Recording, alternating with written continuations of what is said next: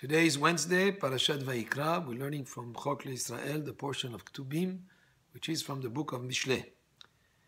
The pasuk says, "En chokhmah ve'en tevuna ve'en etza leneged Adonai."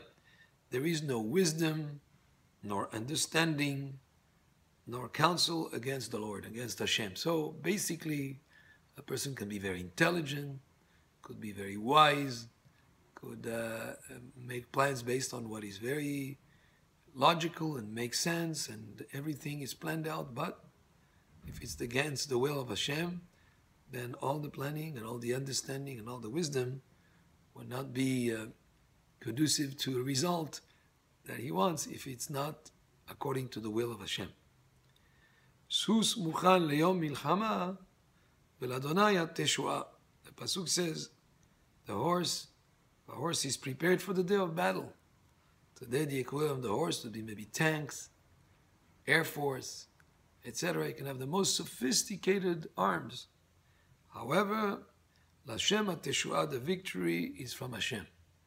In other words, you do your due diligence, you prepare whatever is needed for defense, and must realize that ultimately it's only Hashem that makes possible the victory. I remember the 6-day war in 1967 when all the countries that surrounded Israel wanted to attack Israel. There was an incredible threat at the time, and Israel was able within a number of days, within 6 days, not only to win the war, but to regain the Jerusalem, and it was an incredible victory. And there were some books that came out praising the Israel Defense Forces, and yes, they did an incredible feat of success, but a person should never forget that the victory was made possible only and ultimately by Hashem. You can have the best arms, the best air force, the best pilots, the best, most sophisticated armament, but the victory is made possible only because Hashem willed it that way. And that's a very important principle to keep in mind in every success, in everything that we do. Next pasuk, Nivchar Shem me'osher rav, mikesef u'mizahav chen tov.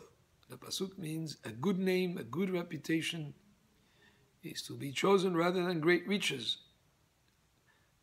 You can have all the wealth, all the riches possible, but if the bad reputation is there, it's not worth anything. But a good name is better than all the riches. And good favor, to find favor in the eyes of other people, is better than even silver and gold. Good reputation, good relations with people are so important. That would be much more important than if a person has assets and that type of thing. And with a good reputation, you can accomplish a lot.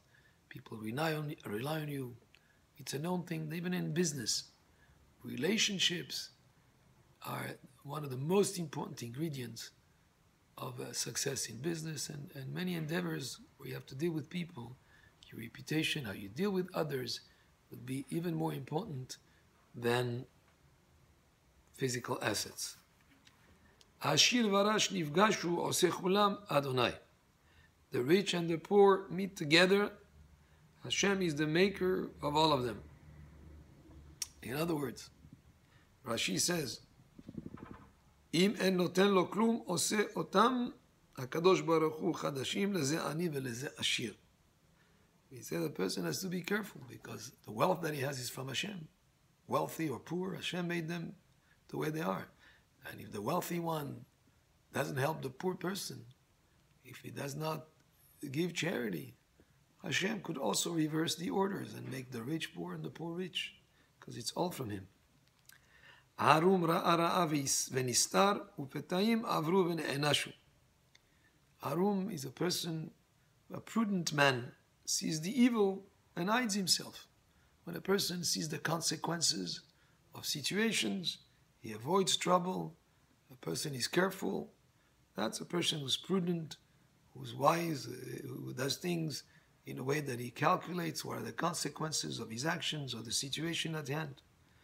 Uftaim, but the person who's thoughtless, they pass on and they are punished. The person who is not paying attention to the risks involved, and continues just not paying attention, such a person can be punished and he will bear the results and the consequences because he was not careful with paying attention and being scrupulous, with being paying attention to what will be the consequences of the risks or his actions. It says here, the result of humility is to be God-fearing, is also ultimately riches, honor, and life.